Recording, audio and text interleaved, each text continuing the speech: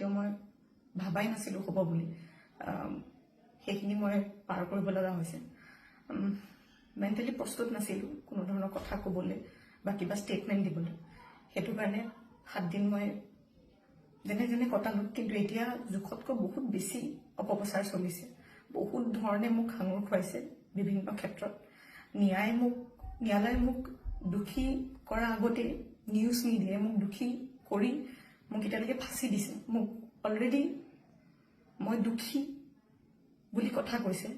আৰু বহুত ধৰণৰ নিউজ বিভিন্ন ধৰণৰ নিউজ য'ত মোৰ কেছটোৱে ট্ৰেডিঙৰ ওপৰত আছিলে কিন্তু এতিয়া কেছটো অকল মোৰ ওপৰত হৈ গ'ল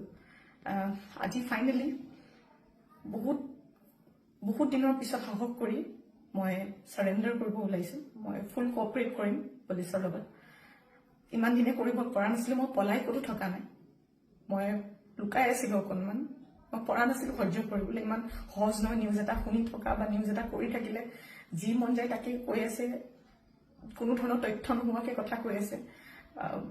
মই ভাবিছিলো ইমানখিনি কেতিয়াও নিউজ মিডিয়াই নকৰে ইমান তথ্য নথকাকে ইমান নিউজ নবজায় কিন্তু আজি মিডিয়াৰ ফলত মই আজি দুখী গোটেই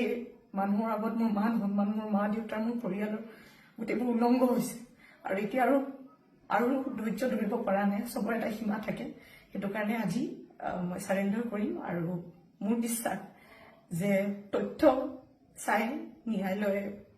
ডিচিশ্যন ল'ব আৰু মিডিয়াৰ নিউজ চাই নহয় সো আজি মই সাৰেণ্ডাৰ কৰিম আৰু মই ফুল কোঅপাৰেট কৰিম পুলিচৰ লগত আৰু মোৰ বিশ্বাস যে যদি মই সত্য হয় মোৰ কোনো ধৰণৰ শাস্তি নহয়